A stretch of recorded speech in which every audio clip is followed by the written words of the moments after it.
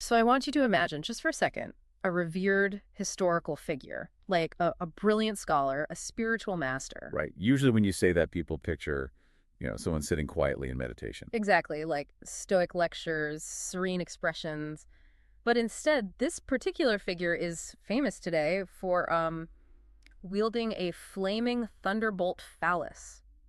Yeah, that's a bit of a pivot. It's a huge pivot. And it's turning entire crops into genitalia and literally urinating liquid gold. I mean, it is quite the resume. It completely shatters that whole cross-legged, serene image we usually associate with Eastern spiritual masters. It really does. And that contrast is basically the entire mission of this deep dive today. Yeah. We are exploring the life of Drukpa Kunley, who is famously known as the Madman of Druk. Right. And to do this, we're using a really incredible roadmap. It's an essay by Dr. Karma Phuntsho, he's one of Bhutan's foremost intellectuals. Yeah, and his essay serves as the introduction to this fascinating book, Drukpa Kunley, Sacred Tales of a Mad Monk by Nidrup Zangpo. And we really need to establish something right up front for everyone listening. These stories about him, the flaming thunderbolts, the magic, they aren't just bedtime folk tales. Yeah, not at all. They're actually this really potent mix of his own literal autobiographical writings, combined with these deeply held oral traditions from both Tibet and Bhutan. Right, so we're talking about a real 15th century man. And Dr. Funch's approach in this essay is, well, it's incredibly rigorous. It is, because he wants to uncover the actual historical guy, but also explain why this mad monk from the 1400s actually holds a really crucial message for us today. Yeah.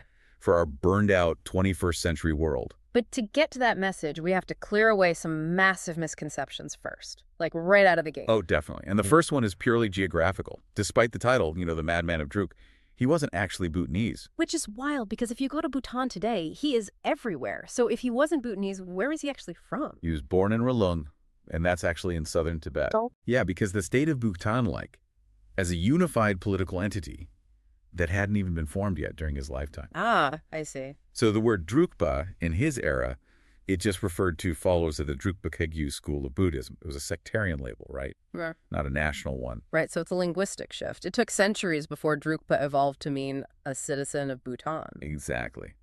And that leads right into the second major misconception Dr. Phuntsho points out. Drukpa Kunley isn't their patron saint either. Wait, really? Because it totally seems like he is. I know, but not in the official theological sense. Yeah.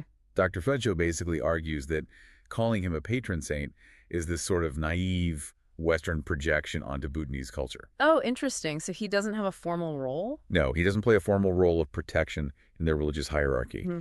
Those roles belong to figures like Padmasambhava, who brought Buddhism there in the 8th century, Right. or Zhabdrung Ngawang Namgyal, who unified the state much later. There isn't even a single official day on the Bhutanese calendar dedicated to Drukpa Kunley. No feast day, no official patron saint status, and yet his influence is absolutely everywhere. I mean, there are giant phalluses painted on houses, statues, tourist souvenirs. Everywhere. It's inescapable. Right. So to figure out how a Tibetan scholar became the most ubiquitous cultural icon in Bhutan, we have to look at his origin. And reading Dr. Fincher's account, I was shocked. His backstory is unbelievably dark. Oh, it's devastating. He came from the Gia family, which was very respectable, very erudite.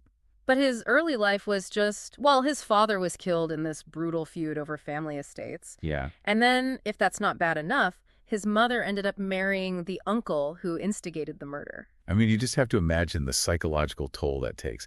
Here's a young man who is being groomed for this prominent aristocratic life. And it sounds exactly like Shakespeare's Hamlet, right? You've got the murdered father, the mother marrying the murderous uncle, all this high-stakes political intrigue. It is the exact same plot, yeah. Yeah. So looking at this timeline, his jump from high-status noble to wandering beggar makes no sense. Unless, I mean, did this intense family trauma act as the catalyst for him just abandoning worldly life entirely? According to his own autobiographical accounts, it absolutely did. Wow. Because this tragedy hit him in his late teens. Wow, so young. Yeah, and at the time, he was serving at the Rinpoche court under a Tibetan ruler. So he was seeing all this political strife, power-grabbing, and hypocrisy firsthand. And then watching his own family destroyed by that exact same greed. That was the breaking point. Yeah. He just abandoned his political career entirely. He just walks away from the court, from the power, from the expected path. He became a wandering student. And the sources point out that he was brilliant, like a scholar with a literal photographic memory. That's incredible. Right. He could memorize pages of complex scripture every morning and then immediately use them in philosophical debates. But because of that underlying trauma with his family, he developed this incredibly sharp, sort of cynical, independent mind. Exactly. He saw right through the religious hypocrisies of the monastic elites, the guys who were, preaching detachment while hoarding all this wealth and political power. Which brings us to this massive pivot. We have this brilliant scholar who mingled with rulers. How does someone with that pedigree earn the title Drunkian, or the Madman of Drunk? Well, the transformation makes a lot of sense when you look at the spiritual movement he aligned himself with. Kunley firmly refused to settle down into an institutionalized monastic career. Right. He rejected the robes, the walls, the rules. Yeah, he actually described himself as someone who would go even when he wished to stay, and stay even when he wished to go. I love that. So he just roamed completely freely. He did. He aligned himself with what was essentially a madman movement of his era. He styled himself after the ancient Indian Mahasiddhas. Right, and he wasn't the only one doing this, right? There were others. Yeah, there were two other very famous madmen in Tibet at the time. Yeah. And the Mahasiddhas they modeled themselves after. They were spiritual adepts known for completely outrageous taboo-breaking behavior. But to grasp why they acted like that, we have to dive into their core philosophy, which is the concept of crazy wisdom. And central to crazy wisdom is achieving this state of non-dual awareness. Okay, let's pause on non-dual awareness for a second, because if you're listening to this on your commute or at the gym, what does that actually mean in practice? So in traditional Buddhist thought, ordinary human suffering comes from dualistic thinking. Meaning we constantly slice the world into binaries. Exactly. We say this is good, that is bad, this is sacred, that is dirty, this is polite, that is offensive. And we build our entire egos around clinging to the good and avoiding the bad. Right. And the madmen believed that ordinary people were just completely intoxicated by these arbitrary social rules. We're all trapped by hope and fear. So non-dual awareness is the realization that these binaries are just illusions. Everything is interconnected. Exactly. To an enlightened mind, a pristine temple and a dirty tavern are fundamentally the exact same thing. It's sort of like being the only sober person at a really rowdy party. Oh, that's a great way to put it. Right. You're standing there, totally clear-headed, and you see how ridiculous everyone else is acting because they're drunk on these societal rules and expectations. And meanwhile, you are completely free to just observe the reality of the situation without buying into the drama.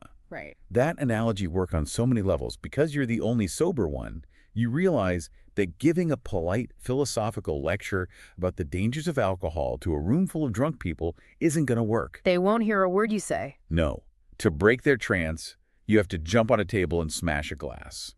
And that is what crazy wisdom is. The intervention basically has to be as extreme as the delusion. Precisely. So Kunley's bawdy songs, his heavy drinking, his public seductions, these weren't just random acts of debauchery. It wasn't just a guy making excuses to party. Not at all. Yeah. They were strategic, uninhibited methods designed to literally shock people out of their ordinary prejudices. But what is the actual psychological mechanism there? Like, how does being crude actually lead to enlightenment?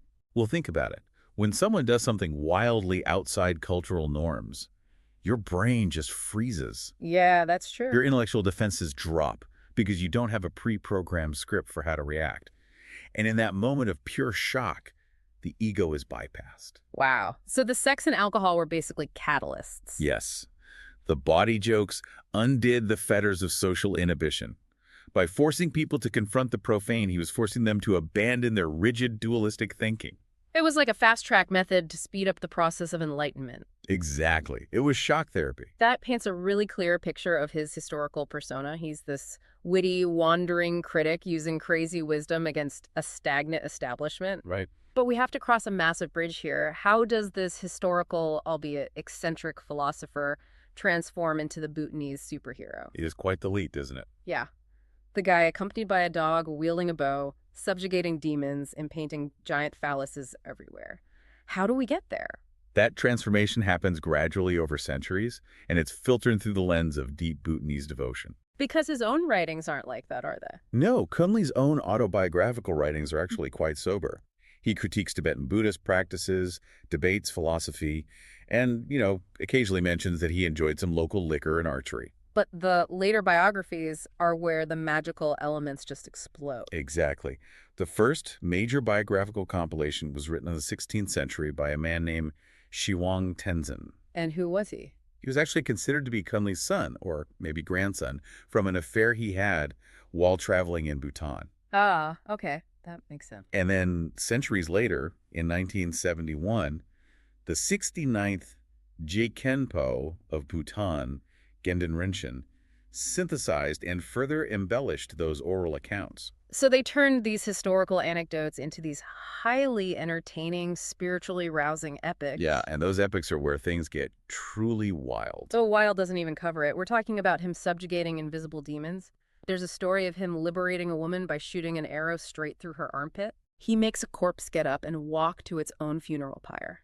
And I have to stop you here, on behalf of anyone listening right now. Go for it. I'm looking at these stories, walking corpses and flaming thunderbolts, and I have to ask, are we actually supposed to believe the sources view this as literal historical fact? Or is this just 16th century magical realism used to make a metaphorical point? That is the million-dollar question, and Dr. Funcho provides a really vital cultural framework to answer that. He argues that you cannot view these stories from a secular, Western, or Innaitic perspective. Etic meaning looking at a culture from the outside in. Exactly. Because if you do that, you'll just dismiss them as naive folktales, or, like you said, mere metaphors. So to understand them, we have to look from the inside out. Right, the emic perspective. Traditional Bhutanese culture is steeped in two overlapping belief systems. First, there's this deep pre-Buddhist animism. Animism meaning the landscape itself is alive. Yes, the world is literally teeming with invisible spirits, mountain deities, demons. A river isn't just water, it has a spiritual presence. So the physical world is densely populated with this supernatural to begin with. Exactly. And then you layer highly sophisticated Buddhist philosophy on top of that animism. Okay, so how does that work? Well, a core tenet of Buddhism is the concept of emptiness. This teaches that all phenomena are fundamentally illusory. They are inherently empty of absolute independent reality. So the physical world we see is just a projection of the mind. Yes. There is no absolute material fact. There are only conventional truths that we perceive from different angles, basically based on our karma. Wow. So if matter is essentially an illusion generated by the mind, then the laws of physics are. No, well, they're just suggestions. That is the exact logical conclusion. An enlightened mind, a mind that has completely realized this emptiness and achieved that non-dual awareness we discussed earlier, that mind can literally transcend and manipulate matter, space, and time. It is exactly like realizing you are in the Matrix. Yes, perfect analogy. Once you know the code is an illusion, you can bend it. So when Kunley turns a crop into a phallus or makes a corpse walk to the traditional Bhutanese believer, he is not doing a magic trick. No. And he's not speaking in metaphors. Not at all. He is providing the ultimate demonstration of mind over matter. He's proving that the spiritual reality supersedes the physical illusion. Wow. So to the traditional Bhutanese audience, his miracles are as real as the food they eat because they recognize the supreme power of the enlightened psyche over mere matter. Exactly. It is high philosophy, literally enacted in the physical world. That is incredible. I mean, we have journeyed from a traumatized Tibetan nobleman to a wandering scholar, through the mind-bending philosophy of crazy wisdom, all the way to a legendary miracle-working icon. It's a staggering evolution. It really is. Yeah. But here is the ultimate question for this deep dive. What does a 15th century magical provocateur have to do with you, the listener? Right. You might be sitting in traffic right now, or prepping for a corporate meeting, or just scrolling through your phone. Why does Drukpa Kunley matter today? Well, Dr. Funcho makes a really compelling case here. He says Drukpa Kunley's legacy is actually perfectly engineered for our modern anxieties. Really? How so? He highlights three crucial takeaways for the 21st century. And the first one is the prioritization of the inner spirit over materialism. Which is huge, because the modern world is practically defined by the material treadmill. We are constantly optimizing for the external. Right. But in the Buddhist system Kunley championed, happiness is fundamentally a state of mind. Material prosperity without spiritual well-being is considered completely meaningless. And Dr. Funcho introduces a specific Bhutanese concept here, doesn't he? He does. The idea of being a Nangpa. Nangpa. Let's define that for the audience. It translates roughly to being an insider. But what it really means is someone who prioritizes inner transformation and internal well-being over external material acquisitions. Okay, that makes sense. And Dr. Funsho warns that even in Bhutan today, rising materialism, commercial greed, and digital distractions are rapidly eroding this Nangpa culture. Oh, absolutely. In our hyper-connected, fast-paced world, the human mind is constantly neglected, stressed out, and outsourced to screens. Exactly. So Kunley's radical insistence on cultivating inner freedom is an urgent antidote to that specific modern exhaustion. Basically, focus on the internal reality because the external rat race is designed to literally never end. Perfectly said. And that leads perfectly into the second legacy Dr. Funsho highlights, which is harmony with nature. Right, because we talked about how Kunley's worldview was embedded in an animistic landscape, one that's teeming with visible and invisible life forms. He respected all of it. He didn't see himself as superior to the mountain or the river. And Dr. Funsho contrasts this sharply with modern anthropocentricity. Anthropocentricity being the assumption that human beings are the center of the universe and everything else is just a resource for us to extract. Which is the exact mindset that has driven us to the brink of environmental collapse. I mean, think about it. If you believe a forest is just timber waiting to be sold, you cut it down. But if you believe, like Kunley did, that the forest is alive with invisible forces and is fundamentally interconnected with your own spiritual reality, you treat it with profound reverence. His worldview actually demands ecological responsibility because you are sharing the space with countless other forces. Exactly. It's an ecological consciousness rooted in a spiritual framework rather than just an economic one. That's powerful. And that brings us to the third and maybe most striking legacy Dr. Funsho extracts from Kunley's life, radical critical thinking. Kunley was relentless on this front, both in his historical writings and in his legendary exploits. He ruthlessly mocked aging, stagnant institutions. He really understood a fundamental sociological truth, didn't he? He did. As cultures age and institutions grow in wealth and power, they inevitably become dysfunctional. They lose their original purpose. They become trapped in hierarchical structures and hollow rituals. And if you think about this, look at your own workplace or the local government you interact with or the social norms in your community. How many hollow rituals do you just go along with every single day simply because that's how it's always been done? We sit through the pointless meeting, we fill out the redundant form. You follow the unspoken social rule just to avoid friction. Exactly. It is entirely human nature to fall into those habitual tendencies. We want to belong, so we comply. But Kunley's entire life is this loud, crashing, timeless reminder to wake up, to actively question those exact institutional structures and cultural traditions. Dr. Funsho puts it beautifully. He says if we don't actively question these things, we end up as a society without a social conscience, practicing a religion or a corporate culture or a political system without any real efficacy. We basically just become robots going through the motions. And Kunley was the ultimate anti-robot. He refused to let anyone sleepwalk through their own existence. No, his legacy isn't about building new temples or establishing a new set of rigid rules. In fact, he left almost no institutional legacy behind at all. Which is fitting. Right. His legacy is an intangible value system. It's a relentless, humorous, sometimes shocking demand that we stay awake to the reality of our own minds and the absurdities of the structures we build. During all of this together, we started this deep dive looking at a figure who, on the surface, just looks like a chaotic myth. A guy running around the 15th century Himalayas with a flaming thunderbolt, drinking and turning the world upside down. But underneath that chaos was a deeply traumatized Tibetan noble, someone who transformed his immense personal pain into brilliant scholarship. And then transcended that very scholarship to become a master of crazy wisdom. He looked at a world obsessed with power, rigid rules, and empty rituals, and decided the only sane response was to act completely mad. And the Bhutanese people recognized the profound truth in his actions. They elevated him to a legend whose miracles perfectly illustrate the ultimate triumph of the enlightened mind over the illusion of matter. Today, his life stands as a direct challenge to our modern commercial greed, our environmental arrogance, and our mindless obedience to stagnant institutions. It is just a remarkable journey, from a historical scholar to a spiritual legend, and finally to a mirror for our modern world. It really is. Now, as we wrap up, there is one final provocative thought to leave you with.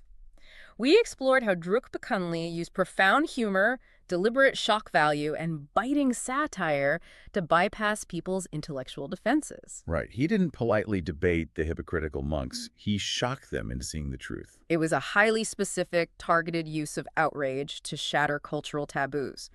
Now look at our modern era. We live in a time of incredibly deep polarization. Everyone has their defenses up constantly. Oh, absolutely. And we find ourselves trapped in these endless, stagnant arguments online and in person. So consider this. Could it be that what we actually need isn't another polite, perfectly reasoned debate? Could intentional outrage, deep satire, and profound, shocking humor still be the most effective tools we have to shatter our own rigid modern taboos? To bypass the egos of our own time? Maybe we all need a little more of that flaming thunderbolt energy to finally wake up. Thank you for joining us on this deep dive into the madman who saw the truth. We'll catch you next time.